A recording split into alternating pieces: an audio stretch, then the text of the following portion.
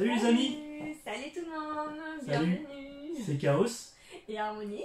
Donc voilà, petite vidéo pour présentation de ma collection Nintendo 64. Bon, elle n'est pas énorme, mais elle est quand même relativement bien étoffée et en boîte. Ce qui est pas trop mal pour des boîtes carton.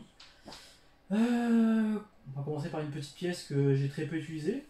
Attends, juste pour qu'on comprenne bien. Donc c'est une collection que tu as démarré quand?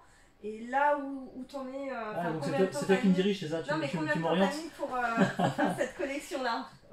Combien de temps j'ai mis? Bah pas longtemps, parce que ça m'a pris à un moment donné. Donc j'ai pris, je crois que j'ai acheté une Nintendo 64 avec la base, hein, GoldenEye, Mario et Mario Kart, et puis Zelda, je crois. Et puis après, un ou deux lots. Et puis je suis parti après dans le reste, hein, chercher des recherches de Mega Drive. Donc j'ai pas vraiment peaufiné cette collection là, mais elle est déjà bien à mon goût. Ouais. Voilà. D'accord. Je suis autorisé à démarrer? Oui. C'est vrai? Je te laisse continuer. T'es sûr? Je peux? Ah, voilà. Si madame dit. Bon, après, je vais peut-être l'interrompre. Ouais, maintenant. comme là.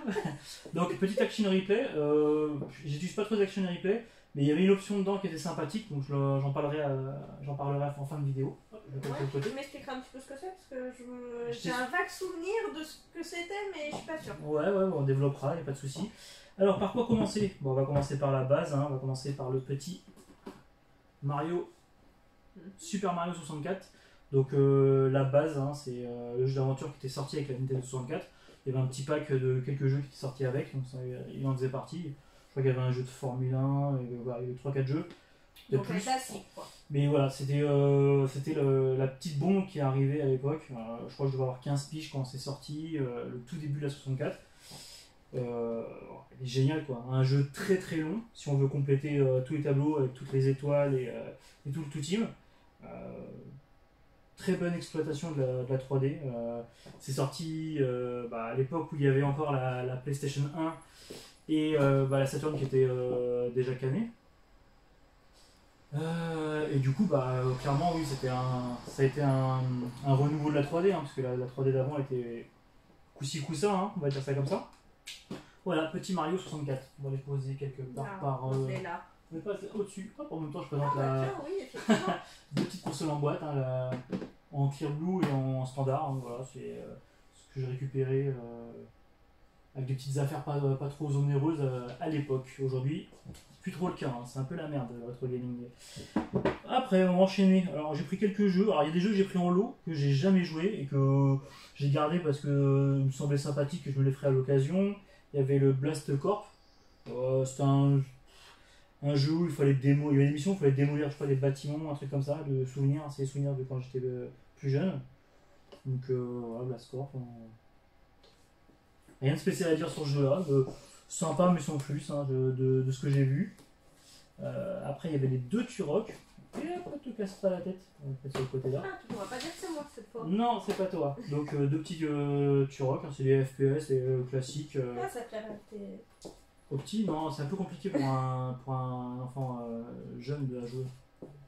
En attendant, il y a des dinosaures, quoi. Oui, c'est juste pour les dinosaures, ouais. À la limite, je te laisse caler ça plus haut. Alors, ensuite, qu'est-ce que nous avons? Presque à déranger après la main. Alors, on va prendre celui-là. Alors, Resident Evil sur Nintendo 64. Alors, celui-là, il est assez rare. La boîte est en mauvais état, mais bon, on va pas faire difficile pour un jeu qui est assez chiant à trouver et à des prix à peu près corrects. Jeu sorti sur PS1. Là, c'était un petit kiff parce qu'en gros, c'est se dire d'avoir un Resident Evil format cartouche. Ça, je trouvais ça excellent avec la sauvegarde sur la cartouche. Donc Survival Horror, hein, tout le monde connaît, hein, Resident Evil de toute façon. Donc voilà, c'est un petit plaisir de dire voilà, on a un Resident Evil sur cartouche. C'est marrant parce que j'aurais pas pensé qu'il y aurait ce genre de jeu sur Nintendo. Oui. Horreur, etc. Enfin, pour moi, la Nintendo c'est vraiment plutôt enfant, quoi. Enfin, c'est vrai. Plus public, oui, famille, donc style horreur, bon. Ouais. J'aurais pas imaginé. Bah tiens, on va rebondir là-dessus. En vrai, on n'a pas d'ordre, on balance ça comme ça, sans préparation, mais tu me parles de ça. Impro total. Ouais, tu me cales celui là-haut, s'il te plaît? Est-ce que je vais te les caler là-haut ou est-ce que je te les range directement? Non, mais là-haut, on mettra ça à l'arrache, à droite à gauche. Je sais que je suis pas très grande, donc au bout d'un moment, oui, j'arriverai plus à tu vas te dépasser. Voilà, donc on parlait justement de jeux un peu bizarres, donc en l'occurrence horreur, soit de la Nintendo qui était plus axé famille-enfant. Là, on va dire, on a un concurrent qui a biaisé. Je pense que vous allez comprendre, vous allez le voir. Conker's Bad Fur Day.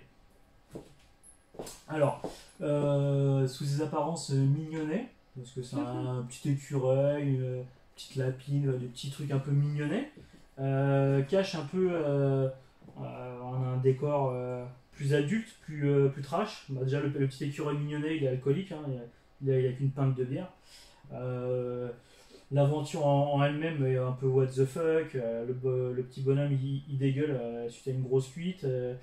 Oui, en fait, c'est un peu tromper les apparences, dire que c'est, voilà, on garde le côté un peu mignon, mais finalement derrière, en fait, on fait plein de messages cachés. Oui, voilà, c'est en gros un jeu plus adulte, déguisé pour passer dans les mailles Nintendo, on va dire ça comme ça. Il y avait même un boss de mémoire, il y a un boss, c'est une grosse merde géante, et tu le bats à coups de rouleau de PQ. Donc voilà, moi, l'idée originale. Et il y a une petite histoire sur ce jeu-là aussi, c'est ce que je t'avais parlé, je sais pas si tu te souviens. Ça me dit quelque chose, ouais. En gros, il y avait une brouille, ou je sais pas si c'était trop quoi, entre l'équipe Rare qui font le jeu et Nintendo. Et ils ont glissé en guise de doigt d'honneur mis de côté, hein, un peu en cachette. Une petite intro dans le jeu. On a le logo Nintendo qui apparaît, t'as Conkers qui débarque avec une tronçonneuse qui le découpe et qui dit stupide, en s'adressant, je suppose, à Nintendo. Hein. C'est ce qui fait son petit charme à ce jeu-là. Donc, disons qu'il y a une histoire en tout cas sur ce jeu. Alors, ce qui est un peu chiant, c'est qu'il est en anglais. Moi, l'anglais, on connaît l'amour que j'ai pour l'anglais. Donc, un peu chiant, mais autrement sympa. Voilà, très, très bon jeu. Tu vois, je fais ça. Je fais ton boulot. T'as vu ? Ah oui, bon, on va se débarrasser de celui-là, il est par terre, il tient pas droit. C'est celui de toute façon que tu as acquis, que tu as eu récemment. Oui, voilà, donc vidéo précédente du unboxing, le Tony Hawk que je n'ai pas encore fait, hein, je ne vais pas revenir dessus, un petit jeu plateforme que je vais démarrer d'ici peu, je pense, je verrai, selon les envies du moment, voilà, un jeu comme ça. Petit F0X, c'est un jeu de vaisseau, course, F0X c'est une licence qui a pas mal marché, il y a quelques numéros qui ont continué par la suite. Il y en avait un d'ailleurs sur Super Nintendo. C'est sympa, je suis pas trop jeu de sport, mais ça j'aime bien. Donc j'ai gardé pour cette raison-là, parce que j'aime bien le délire. Justement, sur Super Nintendo, ce jeu-là, il existe aussi, non ? Oui, enfin celui-là, du coup. Celui-là, justement, Du coup, maintenant, c'est toi qui décides l'ordre. Hein. Voilà. C'est pas moi. Effet domino. Alors, je dis que c'est pas moi parce que je suis plutôt du genre un peu maladroite, donc ils me taquinent souvent avec ça. Bon, ils tomberont pas plus bas. Et heureusement, ils ont des protections. On en parlera plus tard dans une vidéo, ça d'ailleurs. C'est pas tu fais hop. Voilà, ils sont tous allongés. Et voilà, ils bougeront plus. Voilà. Donc on passe sur, effectivement, hein, tu as choisi donc, Sword Gym 3. Moi j'ai fait personnellement le premier entièrement sur Mega Drive. À l'époque c'était une claque ce jeu sur Mega Drive, quand il est arrivé, l'animation, les décors, les détails dans les décors. Et, un personnage très atypique, un ver de terre dans une tenue de cosmonaute. C'est super jeu. J'avais commencé le 2, je l'ai pas terminé parce que c'était la fin de la Mega Drive quand moi je l'ai découvert et je suis passé sur une autre console, puis voilà, donc je compte le finir plus tard, le 2. Donc on reprendra un petit peu on reprendra même le premier, hein. On repartira de la base. Et du coup on attaquera le 3, mais le 3 qui est en 3D pour le coup, la 64 hein, c'est de la 3D. J'ai un peu d'a priori, je vais pas le cacher, je suis pas sûr que ce soit un super jeu, même si c'est Sword Gym. Les passages en 3D réussissent pas à toutes les licences, hein. Mais celui-là, je suis sceptique de ce que je vois. Une version un peu plus non, je crois que graphiquement travaillée, quoi. Non, par ça, non, mais je suis sceptique. On testera et puis on donnera notre avis, mais je suis sceptique. Je l'ai pris parce que vraiment c'est la licence Sword Gym que j'ai adoré. On continue. Hop là, un petit Command Conquer. Donc ça c'est un jeu que j'ai découvert sur PS1 à la base. Je l'ai eu dans un lot sur Nintendo 64, je l'ai gardé parce que j'ai adoré ce jeu-là. En gros, c'est un jeu, c'est gestion, stratégie, guerre. Tu es sur une map, tu installes une base, tu récupères des minerais. En gros, tu construis ton armée pour aller défoncer la gueule du voisin, voilà, tout simplement. Et j'ai beaucoup aimé ce jeu. C'est très bon souvenir. Donc quand je l'ai eu dans un lot, bah, je l'ai gardé, je l'ai pas troqué, parce que j'avais eu de bons souvenirs sur PS1. Voilà. Voilà. On commence à raccourcir. On va prendre celui-là. Pour une raison, c'est que je vais pouvoir dégager le gros en plus à côté derrière. Là, lilatoire. C'est un ensemble? Oui et non. Alors, c'est des versions différentes. Donc là, on a lilatoire, le jeu seul. Là, on l'a avec le Rumble Pack, le kit vibration. Et puis le kit vibration seul. Comme ça, on peut se débarrasser des 3 trucs d'un coup, ça fait de la place. Alors, le kit vibration, ça veut dire qu'en gros, tu avais un kit vibration à mettre sur la manette parce qu'à l'époque, c'était pas intégré dedans, c'est ça? Exactement.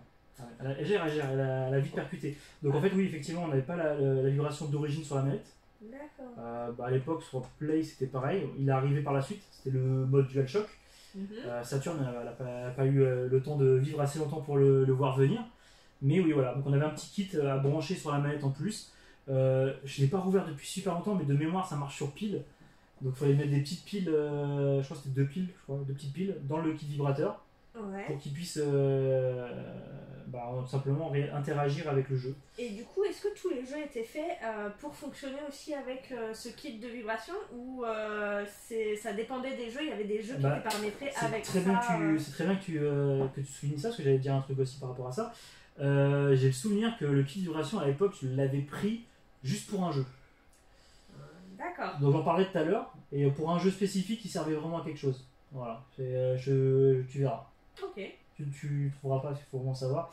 Donc voilà, donc ligatoire. En gros, c'est un jeu de vaisseau. C'est la suite de Star Fox qui était sur Super Nintendo. J'ai beaucoup aimé ce jeu. Je trouvais ça sympa. Ouais, la 3D est assez simpliste, mais elle était efficace pour un jeu de vaisseau. On va dire que ça te donnait ce que tu avais besoin pour ce jeu. C'était pas mal. Ouais, en gros, ça faisait le job. Ouais, ça faisait le job, c'est exactement ce que je voulais dire. Hop, tu fais gaffe, ça glisse pas. Bon, Juste sur le canapé à côté, comme ça on n'en parle plus. Ça, je la dégage du champ, je prends toute la place. C'est bon, je m'en vais. Tiens, au passage, tu peux aussi lourder ça. Petite manette en boîte. Au moins, ça donne l'idée quand même de comment étaient foutues les manettes à l'époque. C'est vrai. Sur cette manette-là, parce qu'elles sont quand même assez originales, par rapport à celles qu'on connaît, entre guillemets, les classiques de PlayStation, par exemple, pourquoi il y avait ce petit truc en plus au milieu? Alors oui, c'est vrai que quand ces manettes-là, c'est bien que tu relèves plein de points que... parce que je ne connais pas tout, donc forcément il y a des choses qui m'interpellent en fait. Pour moi, c'est tellement évident, parce que je suis tellement habitué que je relève même plus, mais t'as raison. Les manettes 64 elles ont vraiment eu une forme très atypique. Elles ont une drôle de gueule quand même. En fait, c'est simple, c'est que tu avais entre guillemets 2 manettes en une. Soit tu prenais, donc tu avais cette broche là que tu prenais avec la main droite pour les boutons, et avec la main gauche, tu choisissais soit cet embranchement là, soit celui-ci, et donc tu jouais soit avec la croix directionnelle standard, soit avec le stick analogique, on appelait ça le champignon à l'époque. Très fragile, c'est un peu la merde, mais et à l'arrière de cette branche, il y a une petite gâchette qui servait pour souvent les jeux de tir ou autre. D'accord, et ce qu'ils ont fait finalement par la suite avec les années, c'est de rassembler ces deux en une seule branche. En fait, ils ont viré la branche du milieu et puis ils ont rajouté ce stick qui l'ont rapproché un petit peu de la croix directionnelle, tout simplement. Et c'est eux qui ont été un peu l'instigateur de ce truc-là. Il y a eu PlayStation avec le DualShock où il y avait les 2 analogiques de chaque côté aussi quand même. Alors je sais plus c'est à quelle période la manette DualShock elle est sortie, avant la manette 64 ou après. Vous me le direz en commentaire, vous saurez sûrement mieux que moi. Donc voilà, petite manette Nintendo 64. Au passage, petite cartouche de sauvegarde. Alors ça, j'en suis jamais servi. Pareil, j'ai vu ça dans un lot, je trouvais ça marrant, en boîte. Je l'ai gardé. C'était pour sauvegarder des parties de certains jeux qui devaient demander trop de mémoire ou pour avoir des parties sauvegardées en dehors de la cartouche pour les amener chez des copains. Ou voilà, en tout cas, je trouve ça marrant. Je l'ai vu comme ça dans un lot sans le chercher. Voilà. Et donc, pour la Nintendo 64, il y avait besoin de cartes de mémoire pour pouvoir sauvegarder les parties ou est-ce que c'était intégré dans les jeux? Oui, il y avait des sauvegardes intégrées dans les cartouches. Ouais. Mais alors, peut-être que certains jeux ne l'avaient pas, ou peut-être que c'était pour transporter la sauvegarde, ou prendre la sauvegarde d'un pote, je sais pas trop. C'est un appareil que je me suis jamais servi. Jamais servi. J'ai jamais compris trop l'utilité. Je pense que c'était pour déplacer les sauvegardes, je pense. Ou peut-être certains jeux qui avaient des sauvegardes trop gourmandes. Ou alors si tu voulais les données de cartouche. Oui, voilà. Mais les jeux que j'ai fait avec une sauvegarde avaient la sauvegarde déjà sur la cartouche, donc j'en suis jamais servi. Il me semblait en tout cas pour les jeux de Super Nintendo, il n'y avait pas besoin de cartouche. Je m'en suis jamais servi. Donc on va avancer sur un classique, un petit jeu que j'ai beaucoup aimé aussi. Mario Kart 64. Alors là, ça c'est pareil, hein, je suis pas un jeu de sport, mais bon, ça je sais pas si on peut le considérer comme un jeu de sport. Je dirais plutôt que c'est un jeu de battle. Hein. On va dire l'excuse des cartes, mais ouais, je vois ça plutôt comme de la baston entre potes. En l'occurrence, le mode ballon. Alors les courses, j'aimais pas, donc ça prouve bien que les jeux de sport, c'est pas mon délire. Mais dès qu'on partait en mode battle avec les ballons, donc ceux qui ont connu, on démarre avec 3 ballons à l'arrière. Interaction avec tout le monde. Et quand tu te fais shooter, tu perds les ballons. Ça, c'était génial, quoi. Ça, j'ai passé des après-midi, des soirées entières On pouvait jouer à combien de joueurs sur ces consoles-là? Comme on voit sur la console, effectivement, on a 4 ports manettes de façon native. Alors que les consoles d'avant avaient 2 ports et il fallait un adaptateur pour mettre 4 manettes. Là, on avait 4 ports de façon native. D'accord. Et j'avais une question, pourquoi ça s'appelle Nintendo 64? Est-ce que c'est parce que c'est sorti en 64? Enfin, je sais pas. Non, 64 pendant la guerre, c'est ça. En 64? Non mais, je sais pas, je me suis posé la question, pourquoi 64? Ah, il est énorme, non, c'est par rapport alors, à l'époque, on parlait en termes de puissance, on parlait en termes de bits. D'accord, ok. Et pour t'expliquer la chronologie, on avait Nintendo Master System qui sont sortis, les 2 concurrents, ouais, tu m'as tué là, sortis en 64, là, j'avoue, t'as fait fort. Bon, bref. Nintendo et la Master System qui étaient sortis, les premières consoles, on va dire, commerciales, grand déploiement. Donc c'était du 8 bits. D'accord. Le début pour moi de la démocratisation des consoles salon. Les consoles, quand est-ce qu'elles sont sorties, les toutes premières? Ah ouais, t'as bien posé la question. Alors c'est dans les années 80, parce que je sais pas, je crois que la Master System ça devait être 83, 84 au Japon, et après peut-être en France un peu plus tard. Je crois un truc comme ça. Mais je suis pas sûr, les dates je les ai pas, pareil en commentaire, dites-nous, on va en apprendre. Mais c'est vrai que moi l'histoire ça fait 2, donc même l'histoire des jeux vidéo, je la connais sans plus, tu as mis une colle. En tout cas c'est pas en 64, ça c'est sûr, parce que ouais, bon. Passons. Je m'en doutais un peu, mais bon, je me suis posé la question, on sait jamais. Hein, Donc, comme je disais à tous nos amis, oui. Donc ça a commencé avec les 8 bits de façon, on va dire, démocratisée. D'accord, c'était dans les centres là, commerciaux et compagnie. Laisse-moi raconter. Après, on a eu du coup la génération d'après Mega Drive et Super Nintendo, on est passé donc à 16 bits. Suite à ça, Nintendo, alors c'est une petite histoire, Nintendo avait demandé à Sony de déployer une console sur CD pour concurrencer Mega Drive, qui a mis en place une extension de console, le Mega CD, qui se branchait sur la Mega Drive. Du coup, une amélioration derrière. C'est l'histoire des 32X là? Non, l'histoire après, ouais. Donc ça, c'est Mega CD, donc c'est un appareil, je sais pas si on peut l'avoir. C'est quoi que tu cherches? Le Mega CD, il est branché avec la Mega Drive sous le meuble télé. Si tu veux le sortir, tu débranches délicatement les ports à l'arrière pour pas abîmer les connectiques. Celui avec le Paprium. Exactement. Pour Paprium au passage. On est en train de le roder un petit peu le jeu. Du coup, oui, donc Sega a sorti le Mega CD, jeu format CD, musique, donc CD. Elle est poussiéreuse par contre. Voilà. Ça se voit qu'elle a dormi. Elle est un petit peu dans le meuble. Ouais. Et du coup, là, effectivement, je t'ai fait t'égarer un petit peu. Oui, tu m'as fait bifurquer, mais je vais terminer l'histoire. Je vais finir l'histoire.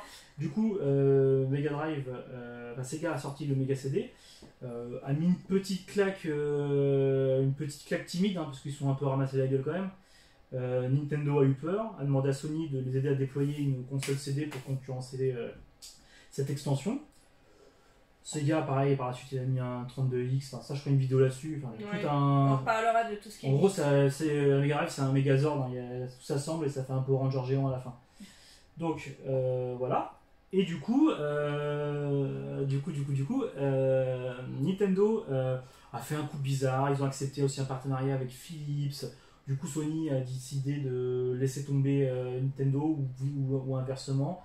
Et du coup, ils se sont dit, on a commencé, on a travaillé sur le projet, on va continuer. Et ça a donné Sony PlayStation. On connaît maintenant la carrière de PlayStation, enfin Sony dans le jeu vidéo et donc des PlayStation. Hein. Ça a été pour eux, je pense, un coup du destin, un virage qui leur a été favorable. Hein. Et Nintendo, ont été mis de côté. Donc on est passé donc sur PlayStation 1 et pour Sega, Saturn. Donc là, on était sur du 32 bits. Et là, Nintendo a débarqué de nulle part. Allez, boum, 64 bits dans ton cul.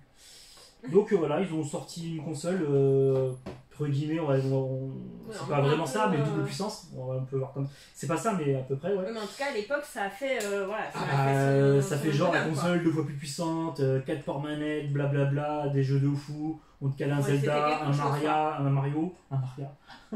T'imagines le jeu Mario? Ah, bah tiens, elle aurait la moustache. Bonjour à nos amis portugais. Et du coup, voilà, en gros, voilà pourquoi le 64, c'était le référencement de puissance un peu dit de façon barbare, pour que nous, petits enfants, on comprenne que vu que le chiffre était plus gros, la console était plus puissante. Voilà, tout simplement, c'est tu ranges ça parce que ça pue sa place. On est sur de la Nintendo 64. Je t'aime, Sega. Ah ouais, il y a plein de poussière, hein, pour fasse quelque chose. C'est bon? Oui, c'est bon, t'as plus de poussière. T'as plus de poussière. Je suis dépoussiérée. T'es dépoussiéré. Donc je continue. Oui. Petit Castlevania. Alors Castlevania, pareil, c'était récupéré dans un lot. J'ai gardé parce que Castlevania, effectivement, c'est une bonne grosse licence. Passage de cette licence donc à la 3D, comme beaucoup de jeux sur Nintendo sont passés en 3D à ce moment-là. Je sais pas si c'est un bon jeu, il a l'air pas mal. Il y a un petit côté quand même assez sombre. Castlevania, c'est l'univers des vampires. Hein. Soit t'es le chasseur de vampires, soit t'es le vampire à tour de rôle selon les opus. Des fois les deux dans le même jeu. Enfin, il y en a un où tu commences chasseur. Ça dure 30 secondes. Effectivement, un peu. C'est un peu plus horrifique, mais ça reste pas méchant. Hein. C'est pas comme certains jeux qu'on peut avoir à l'heure d'aujourd'hui, on va dire. Donc voilà, petit Castlevania, c'est toujours sympa dans la collection. Il y en a un deuxième avec une jaquette magnifique, fond bleu turquoise avec un espèce de loup-garou, super beau mais super cher. J'aimerais bien l'avoir, mais c'est pas gagné. On verra plus tard, hein, selon les bourses et les occasions. Les opportunités, oui, tout simplement. Hop, petit Star Wars, Star Wars Shadow of the Empire. Alors celui-là, c'est un très bon jeu. Moi, j'ai beaucoup apprécié. La 3D était plutôt bonne. Il y a plusieurs phases différentes, des phases où tu pilotes une petite moto qui vole, phase où tu es à pied avec un pistolet, machin, et phase en vaisseau. Alors la phase en vaisseau, j'ai un souvenir mémorable du passage où on passe avec le vaisseau et le câble, on enroule les pieds du robot. Alors je sais plus, c'est un robot quadrupède, je sais plus le nom, je suis pas hyper à fond dans la saga Star Wars. Donc je ne sais plus le nom du robot, mais c'est une scène qui était vraiment dantesque dans le jeu, tout comme dans le film. Si je dis pas de bêtises, dans le film, c'est YFD. Et puis ouais, c'est un très bon jeu. Je l'ai jamais fini par contre. Voilà, j'ai adoré, je me refaisais le début avec le vaisseau, machin. Et puis après, je sais pas, je rentrais moins dans le jeu, mais peut-être que je me le ferai un jour. Ouais, comme beaucoup de jeux, hein. Je me le ferai un jour. On est pas rendu si on doit faire tous les jeux qu'il y a là. Hop, Super Smash Bros. Donc là, début d'une nouvelle licence, entre guillemets, si on peut appeler ça comme ça. En gros, c'est un peu le jeu fourre-tout de Nintendo, un jeu de baston avec tous les protagonistes, les mascottes, les grosses têtes d'affiche. Pokémon, c'est ça, Pokémon, Kirby, Zelda. C'est pas Zelda, c'est Link, mais c'est de la licence Zelda, parce que pardon, excusez-moi. Beaucoup disent que c'est Zelda, mais c'est pas Zelda. Zelda, c'est la princesse. Oui. C'est Link. Oui. Bah, ils avaient qu'à pas appeler comme ça et mettre un homme en. Pour une fois qu'on donne le nom, l'histoire à la princesse qu'on doit sauver, c'est pas mal quand même. Bref, on a Donkey Kong et voilà. Donc en gros, c'est un jeu de tape. On est sur une arène. J'ai jamais aimé ces jeux-là, mais à plusieurs, c'est marrant. Un peu la bagarre entre Pikachu et Rondoudou, quoi. En gros, le truc, c'est qu'il faut faire sortir l'autre de l'arène. Voilà, c'est petit jeu. Il y en a beaucoup qui adorent. C'est un Mortal Kombat, mais façon enfantin.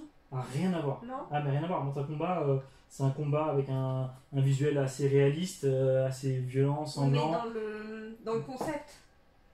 Si pour toi le concept c'est taper sur l'autre, oui, c'est Mortal Kombat. C'est ça. Ouais, c'est Mortal Kombat. C'est ça, c'est Mortal Kombat. J'aime bien comment tu mets les choses dans des cases comme ça, j'adore. Bah tiens, continue sur les Mario là du coup. Tu veux que je termine les Mario? Ouais. Ça n'en parle plus? Comme ça on... Le premier Mario Party. Pareil, début d'une licence, Mario Party. Alors ça c'est plutôt fun, c'est des jeux à plusieurs, plein de mini-jeux. Souvent qui par la suite ont ont exploité le plein potentiel des nouvelles technologies, des manettes et autres, comme pour la Wii avec les mouvements et tout ça. Donc ouais, des petits jeux à la con, c'est marrant, ça joue avec des potes. Tout seul, tu te fais chier comme un rat mort, mais avec des potes... Oui, donc là, on retourne sur le côté famille, amis, ouais, etc. voilà, les frères et le sœurs, côté convivial, quoi, c'est pas ça, le c'est côté ça. trop On perso. va dire que tout le monde peut y jouer, il n'y a pas vraiment d'expérience à proprement parler à avoir pour pouvoir s'y En lancer. gros, je peux y arriver. C'est ça, je pense. Peut-être. À tester. À tester. Ok, là, j'en ai partout, c'est la folie. Ah bah après, On arrive sur la fin. Alors, oh, petit Mario Paper. Alors, Mario Paper, très très bon jeu, c'est un RPG. Le pourquoi du Mario Paper, tout simplement que tout le côté graphique, il y a un côté papier, donc les personnages sont un plat, on les voit sur le côté, c'est des bonhommes en papier, tout en papier. Donc c'est assez original. RPG, alors de mémoire, je crois que c'était tour par tour. Hein. Tu débloques des pouvoirs. Pareil, je l'ai pas fini celui-là, je l'ai démarré. Et puis à chaque fois, je repartais sur Zelda et GoldenEye, c'était la folie, je les ai fait 15 000 fois. J'arrive pas à décrocher ces deux numéros, ces deux jeux-là. Donc ouais, Mario Paper, super. Aujourd'hui, super chiant à trouver, un peu cher, mais ouais, super jeu. J'ai beaucoup aimé. À mettre dans ceux que je me ferai plus tard. On arrive dans la fin de panier. Bah là, un peu dans des sagas, quoi, finalement, non oui et non. Ouais, oui et non. Alors, Diddy Kong Racing, alors là, c'est le Mario Kart de chez Donkey Kong. Donc voilà, c'est le même principe que Mario Kart, mais avec ce personnage de Donkey Kong. J'ai trouvé un peu moins bien, mais il n'est pas déméritant. On va dire que le problème, c'est que Mario Kart était tellement sublime qu'il a été un petit peu mis de côté, on va dire. Mais très bon jeu quand même. Très bon jeu. On testera si tu veux. Oui, ça en général ça va, j'étais plutôt douée dans les jeux de voiture. Ouais, pour mon autre côté, sûrement je vais repasser dessus. Alors, là on a Donkey Kong 64. Alors ça c'est un jeu que j'ai récupéré il n'y a pas super longtemps, je crois qu'il y a 2-3 semaines. Je suis content, je l'ai récupéré avec l'Expansion Pack, donc je vais expliquer ce que c'est. Donc l'Expansion Pack c'est le petit appareil qui est là, qui se branche là-dedans. Donc en fait c'est une expansion pour augmenter la puissance de la console, car certains jeux de la 64 la poussaient un peu dans ses retranchements, et pour la faire tourner de façon optimale, il fallait mettre l'expansion pack. Donc c'était précisé sur les boîtes hein, qu'il le fallait. Donc voilà, c'est tout simplement voilà. Et du coup, en gros c'était un jeu puissant quoi, qui il avait demandait, besoin de la patate. Ouais, ça demandait beaucoup de ressources. Alors c'est un jeu que je n'ai jamais fait, clairement. On a attaqué il n'y a pas longtemps le Donkey Kong Super Nintendo, que j'avais déjà fait à l'époque, mais on l'a fait ensemble. Ouais. On se l'est fini. Oui. J'ai récupéré le 3, mais il me manque le 2. Donc comme je veux les faire dans l'ordre, je vais attendre de récupérer le 2. Ouais. Comme ça on fera le 2, le 3, et puis on attaquera après le Donkey Kong 64. J'ai hâte. Celui-là j'ai vraiment hâte de le lancer, je me mords les doigts. Il faut vraiment qu'on arrive à récupérer le 2 sur Super. Mais il est cher, hein, c'est chiant à trouver. Oui. Bref. Alors, 007 GoldenEye, mon jeu préféré sur Nintendo 64, clairement. De mémoire, il me semble qu'il a été élu meilleur jeu de l'année. Pas en 64. Pas en 64, déjà, ouais. Meilleur jeu de l'année en 64. Non, en l'an 007. C'est ça. Donc, ouais, une tuerie.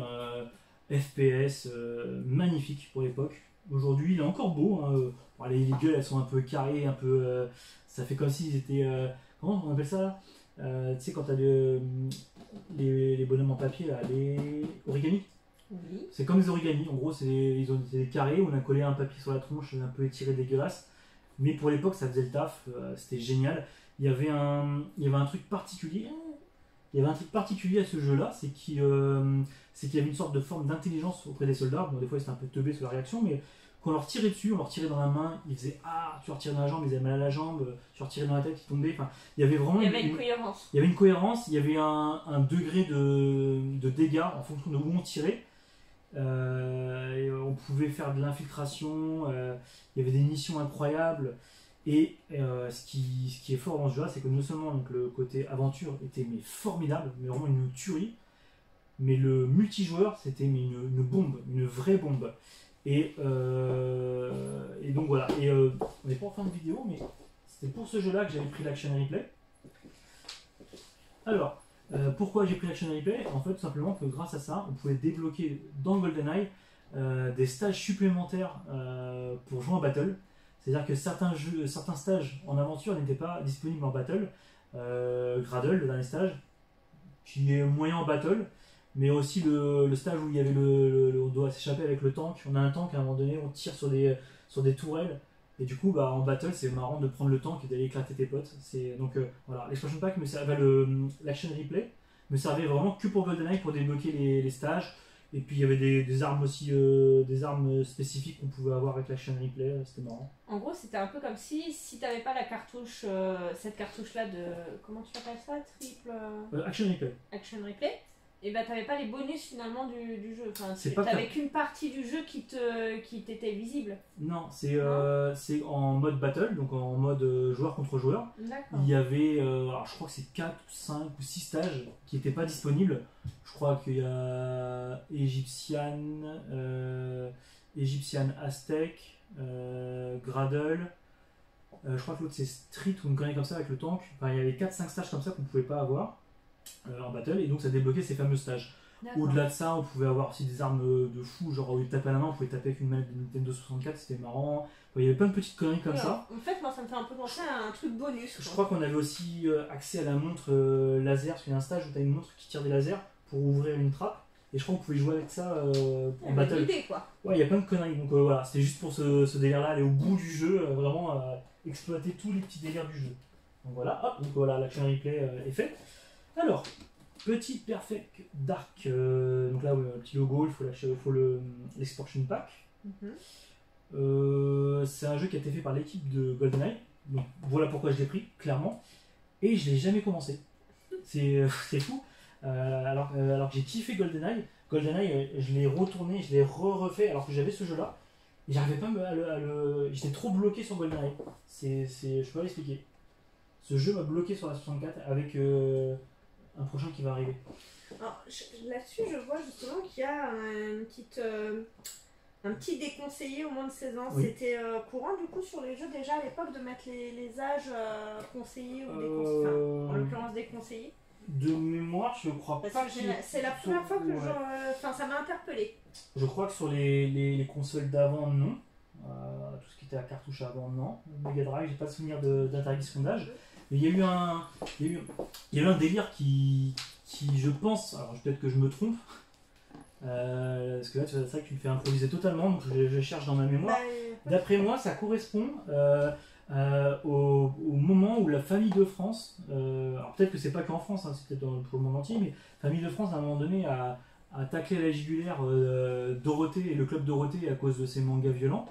Ils ont complètement tout dénaturé. Donc là, ils ont introduit les petits. Je pense qu'il y a eu, je crois que c'était avec Ségolène Royal à l'époque, et du coup, je pense que voilà, ils ont travaillé sur un affichage. Et à la télé, c'est pareil, hein, ça correspond aussi peut-être aussi à la même période où il y a eu les fameux logos, de couleurs pour dire les âges et tout ça. Donc je pense que ça doit correspondre à la même période, mais ça serait intéressant donc dans les commentaires encore une fois si vous savez. Je pense que ça va correspondre à peu près à cette période-là. Et donc on va terminer avec... avec les deux Zelda, ça n'a pas été fait exprès.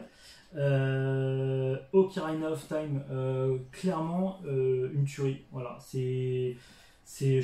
à l'heure actuelle, j'en ai pas fait beaucoup de Zelda, hein, mais à l'heure actuelle c'est mon Zelda préféré. Il est magnifique ce jeu. C'était un jeu d'aventure très vaste. Il y avait un délire de côté spatio-temporel où tu commences jeune. Et puis à un moment donné, je vais pas spoiler pour ceux qui n'ont pas fait le jeu, qui veulent le faire, mais tu finis l'aventure, tu es adulte, donc ça c'est génial. Les phases à cheval, tir à l'arc, les différentes armes qui te permettaient de débloquer des passages, les équipements, tout ça, non, c'était génial. Zelda Ocarina of Time, il fait partie de mon top avec GoldenEye, avec Mario Kart, Mario Adventure. Ça a été vraiment les gros coups de cœur de cette console-là. Et on a le Legend of Zelda Majora Mask. Alors, beaucoup disent qu'il est génial. Et moi j'ai commencé, j'ai eu du mal à continuer. Donc je pense que je vais quand même me le faire parce que tout le monde en parle, tout le monde dit qu'il est du même niveau, voire mieux. C'est quand même sa chance, quoi. Ouais, je vais lui laisser sa chance. Mais je crois que j'ai dû le lancer une ou deux fois. J'ai commencé, et puis je sais pas, j'accroche pas avec le design du petit bonhomme avec son masque qui débarque. Je sais pas, j'ai eu un blocage, je peux pas te dire. Ça a l'air sympa, hein, mais j'ai jamais pu m'y mettre vraiment. Donc je pense que je le ferai prochainement aussi. C'est un jeu qu'il va falloir que je me fasse violence pour rentrer dedans, mais après potentiellement il pourrait me plaire. Donc voilà. Bon. Ouais, bah écoutez, c'est tout, hein. On a fait le tour de la petite collection, on a profité en même temps pour vous parler un peu de mes anecdotes par rapport à la Nintendo 64. Bah, je compte sur vous en commentaire pour nous parler aussi de votre aventure, vos expériences avec la Nintendo 64, les jeux que vous avez aimés qui n'ont pas forcément été listés là, ou que ceux qui ont été listés là mais que vous avez des commentaires différents, des avis divergents. Ouais, merci.